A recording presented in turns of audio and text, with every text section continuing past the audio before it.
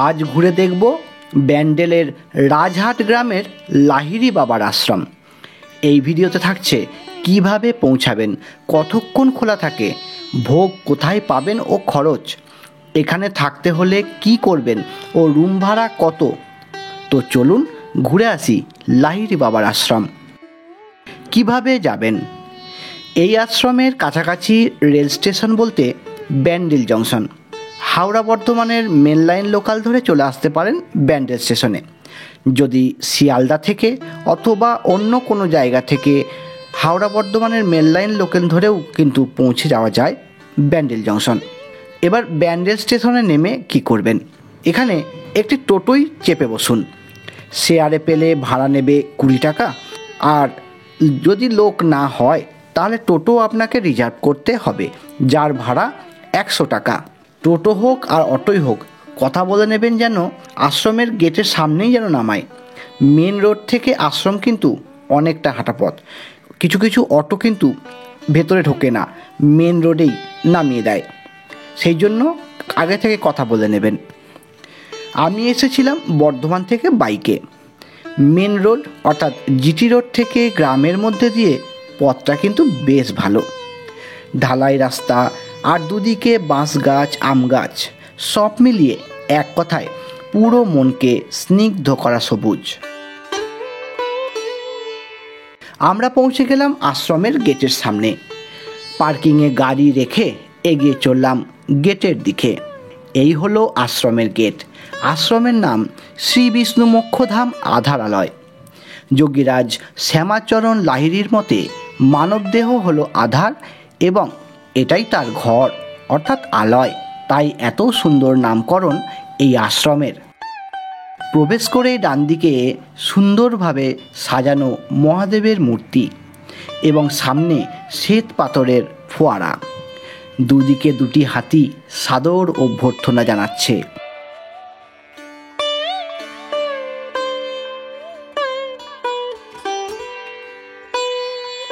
তারপর দেখতে পেলাম রাজহাঁস, সব আপন মনে খেলা করছে, ঘুরে বেড়াচ্ছে।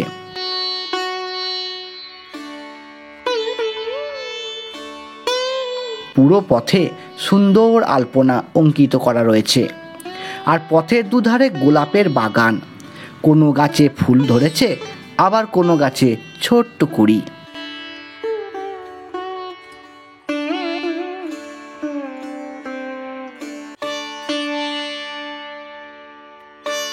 ডান দিকে দেখতে পেলাম মা দুর্গা পালকি করে যাচ্ছেন।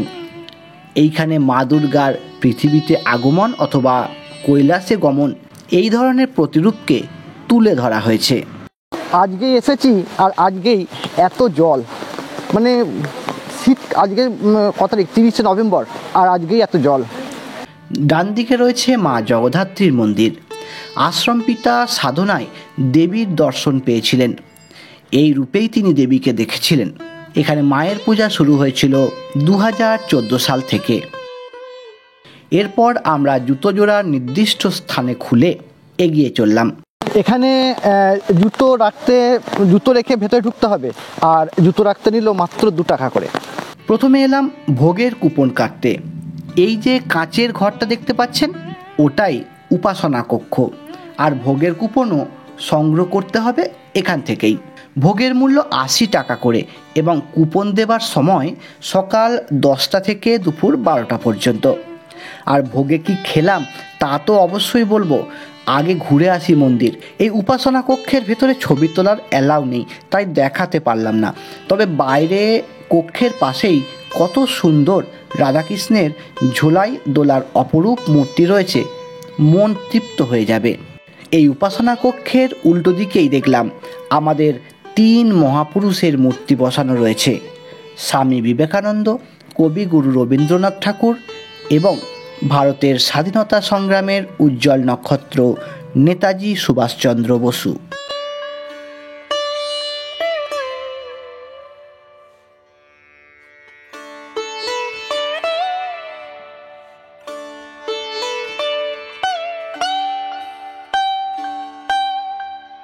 যোগীরাজ শ্রী শ্যামাচরণ লাহিড়ী নদিয়া জেলার ঘূর্ণি নামক জায়গায় এক ব্রাহ্মণ পরিবারে জন্মগ্রহণ করেন।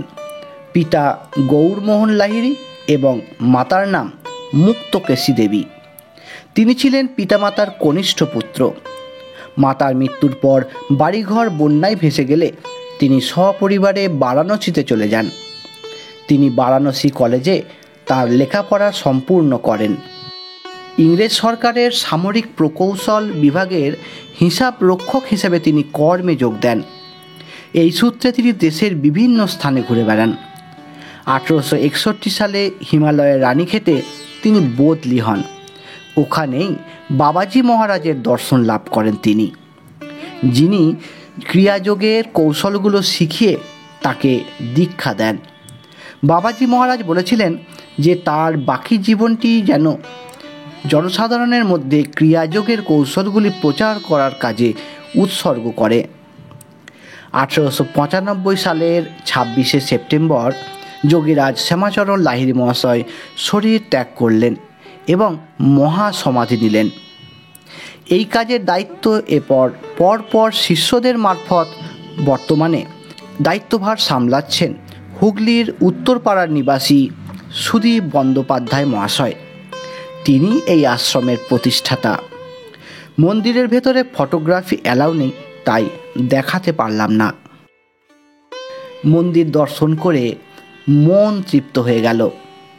মন্দিরের ভেতর আমি দর্শন করলাম 3জন যোগ পুরুষের বিগ্রহ।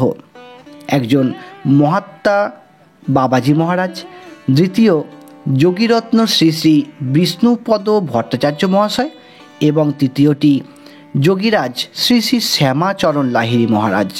এখানে রয়েছে লক্ষ্মী, সরস্বতী, গণেশের মন্দির, ব্রহ্মা বিষ্ণু মহেশ্বরের মন্দির, জগন্নাথ দেবের মূর্তি এবং বুদ্ধদেবের মূর্তি।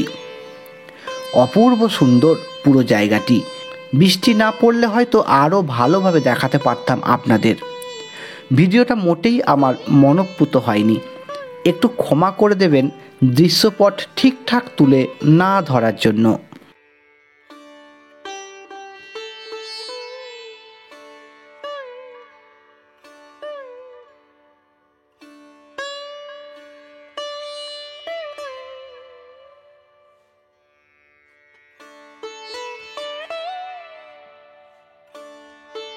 এবার মন্দির থেকে বেরিয়ে যাব ভোগ খেতে।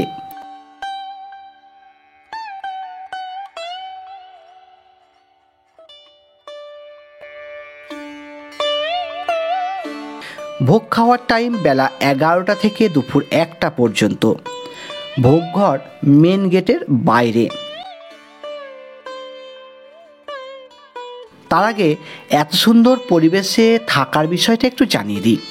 থাকার জন্য যোগাযোগ ওই যে কাঁচের ঘরটা দেখালাম, ওই উপাসনা কক্ষেই কিন্তু যোগাযোগ করতে হবে। ফোন নম্বরেও যোগাযোগ করতে পারেন।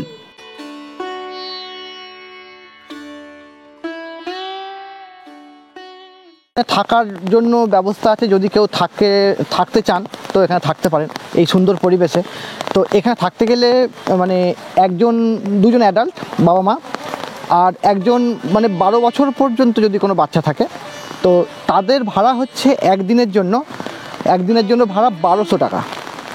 12টায় চেক ইন আর 11টায় চেক আউট পরের দিন আর কি।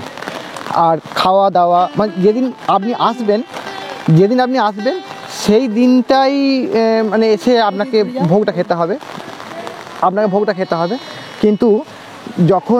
কিন্তু তারপর থেকে মানে চা বিস্কুট রাত্রে খাবার তারপরের দিনের কিছু খাইয়ে তবে ওরা ছাড়বে, মানে খাবার দাবার সব কিছু নিয়েই কিন্তু 1200 টাকা। কিন্তু 12 বছরের পরে যদি বাচ্চার বয়স হয়ে যায় তখন হয়ে যাবে 1700 টাকা। এখানে গিজার কিন্তু মানে নেই। যদি শীতকালে খুব অসুবিধা হয় ওদেরকে বললে ওনারা গরম জল করে দেবেন। এটা হলো থাকার জায়গা। এখানে যদি কেউ থাকতে চান এখানে থাকতে পারেন। এটা হচ্ছে থাকার জায়গা।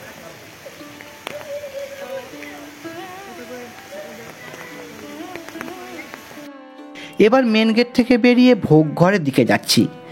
মন্দিরের গেট সকাল 10টা থেকে 12টা এবং বিকেল 4টে থেকে 6টা খোলা থাকে। দর্শন করতে হলে আপনাকে এই সময়ের মধ্যেই কিন্তু আসতে হবে। একটি ঘরে চেয়ার টেবিল বসিয়ে খুব সুন্দর খাবার দাবারের ব্যবস্থা। আমরাও একটা টেবিলে বসলাম। এদিন ভোগের মেনুতে ছিল গরম গরম ভাত, ডাল, কুমড়ো আলুর তরকারি, সোয়াবিন আলুর তরকারি, পাঁপড় ও আমড়ার চাটনি। কি অপূর্ব স্বাদ! ও আর তো ভুলেই গেছি, খাবারের মেনুতে ছিল পায়েসও। মন তৃপ্ত হয়ে গেল এখানের ভোগ খেয়ে। ভোগ খাওয়ার পর বৃষ্টিতে আর বেশি ঘুরতে পারিনি। কাছেই রয়েছে গায়ত্রী দেবীর মন্দির।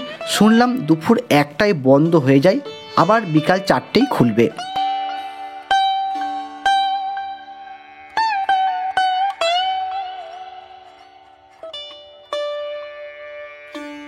ভোগ খেয়ে যখন বেরোলাম তখন ঘড়িতে সময় দুপুর 1টা। এখানে প্রচুর পিকনিক স্পট রয়েছে।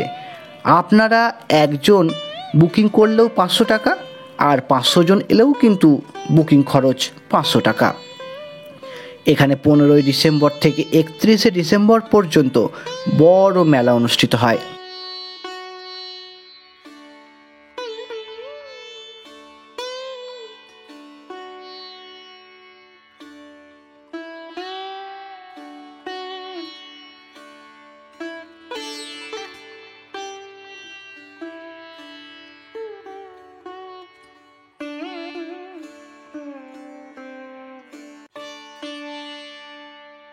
এরপর দোকানে মিষ্টি পান কিনলাম, দাম 10 টাকা। মুখে পুরে স্টার্ট করলাম গাড়ি।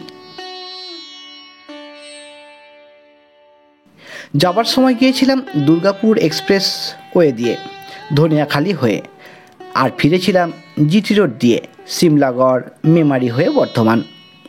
খুব সুন্দর ছিল আজকের এই ভ্রমণ। একদিনের জন্য খুবই সুন্দর জায়গা এই লাহিড়ী বাবার আশ্রম আধারালয়। যাই হোক, আজকের ভিডিও এখানেই শেষ করছি। সবাই ভালো থাকবেন। ধন্যবাদ।